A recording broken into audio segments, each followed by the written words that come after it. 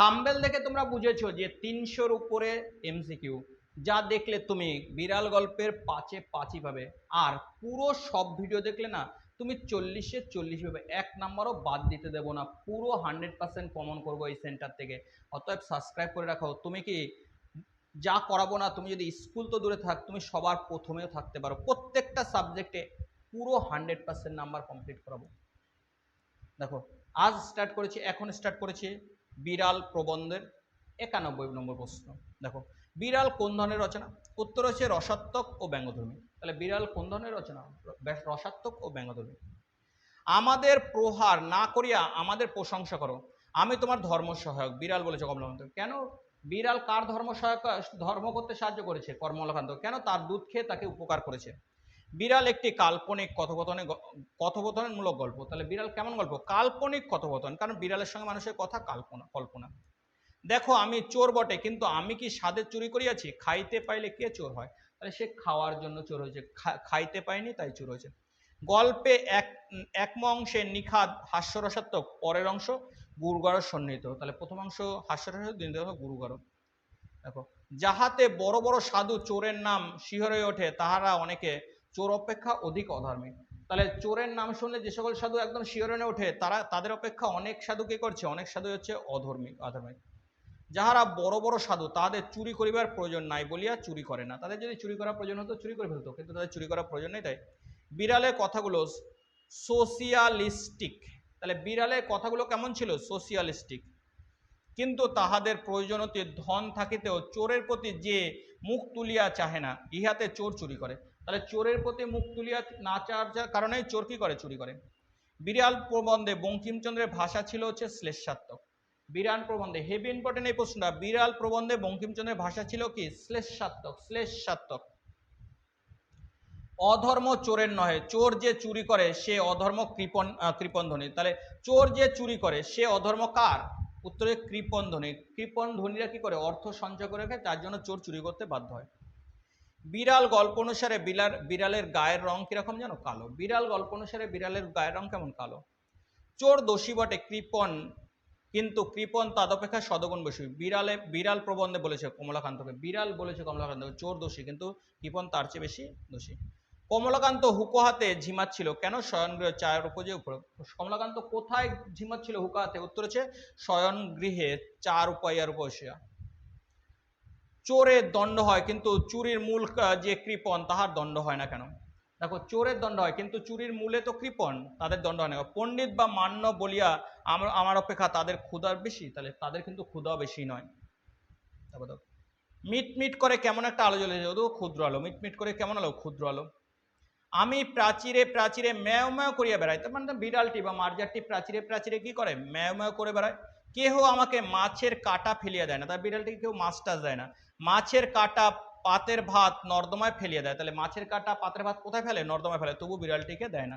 জলে ফেলিয়ে দেয়, নর্দমায় ফেলিয়ে দেয়, জলে ফেলিয়ে দেয়, তথাপি আমাকে ডাকিয়ে দেয় না।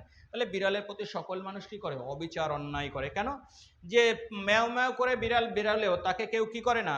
মাছের কাঁটাখানা ফেলিয়া কেহ আমাকে মাছের কাঁটাখানা ফেলিয়া দেয় না। মাছের কাঁটা পাতের ভাত নর্দমায় ফেলে দেয়, তবুও কি করে? জলে ফেলে দেয়, তবুও বিড়ালকে ডাকিয়া দেয় না। বিশেষ অপরিণত লোভ ভালো নয়, উক্তিটি হচ্ছে কমলাকান্তে। কাকে বলেছিল? বলেছিল হচ্ছে বিড়াল মার্জারকে। তোমাদের পেট ভরা ভরা, আমার পেটে ক্ষুধা কি প্রকারে জানিবে? হায়, দরিদ্রের জন্য ব্যথিত হইলে তোমাদের কিছু অগৌরব আছে। তাহলে দেখো, দরিদ্রের জন্য, বিড়ালটা দরিদ্র, তার জন্য যদি ধনী লোক কি হয়? ধনী লোক ব্যথিত হয়, তাতে তাদের অগৌরবের আছে। দুধ হচ্ছে মঙ্গলা, দুহি আছে প্রসন্ন। তাহলে গরুর দুধটা কার? মঙ্গলা হচ্ছে গরুটার নাম, গাভীর নাম, আর দুই আছে কে? প্রসন্ন। আমাদের মতো দরিদ্র ব্যথায় ব্যথিত হওয়া লজ্জার কথা সন্দেহ নাই। তাহলে বিড়ালের মতো দরিদ্র লোকের যদি কি হয়, যারা দরিদ্র আছে তাদের ব্যথায় ব্যথিত হওয়া মানে কি? লজ্জার কথা ধনী লোকের কাছে। যে কখনো অরন্দন মুষ্টি ভিক্ষা দেয় না, তাহলে অরন্দনের সময় মুষ্টি ভিক্ষা দেয় না, সেও একটা বড় রাজা। তাহলে রাজারা কি করে? অরন্দনের সময় ফাপড়ে পড়লে রাত্রে ঘুমায় না, সকলেই পরের ব্যথায় ব্যথিত হইতে রাজি, তবে ছোট লোক দুঃখ কাতর ছি কে হইবে? তাহলে ছোট লোকের দুঃখে কাতর কেউ হয় না, তাহলে সেটা ছি ঘৃণার ব্যাপার। কমলাকান্তের জন্য রাখা নির্লজ্জ দুধ খেয়েছিল একটি ক্ষুদ্র মার্জার বা একটি ক্ষুদ্র বিড়াল, মার্জার খেয়ে নিয়েছিল কমলাকান্তের রাখা দুধ।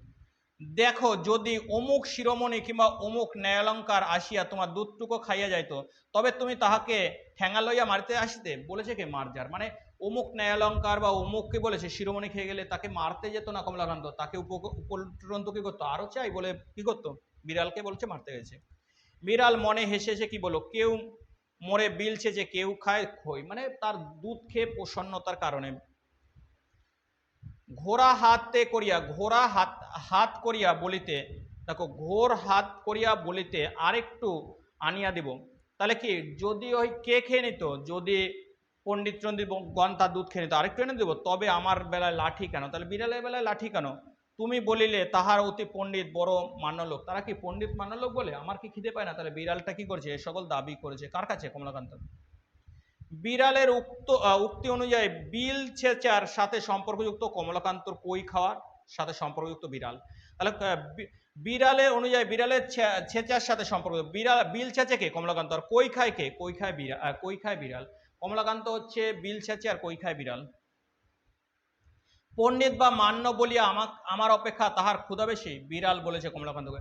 তাহলে মান্য ব্যক্তি বা কি বললাম পণ্ডিত বলে তাদের কি ক্ষুধা বেশি? না, আমারও সমান, তাই বলেছে কমলাকান্তকে বিড়ালটি বলেছে। বিড়াল দুধ খেলে বিড়ালের দিকে বিড়াল দুধ খেলে বিড়ালকে তাড়িয়ে মারতে যাওয়া হলো চিরাগত প্রথা। তাহলে কি চিরাগত প্রথা? হচ্ছে বিড়ালকে লাঠি নিয়ে মারতে যাওয়া। তেলে মাথায় তেল দেওয়া মানুষ্য জাতির রোগ, দরিদ্রের ক্ষুধা কেহ বোঝে না। তাহলে মানুষ্য জাতির রোগ হচ্ছে তেলে মাথায় তেল দেওয়া। তারা দরিদ্রের ক্ষুধা কেউ বোঝে না। মানে যার পেটে খিদে নেই তাকে খেতে দেয়, কিন্তু যার পেটে খিদে তাকে মানুষ খেতে দেয় না। অর্থাৎ মানুষের দরিদ্রের ক্ষুধা কেহ বোঝে না। পরবর্তী সেট আবার পরে আসছে।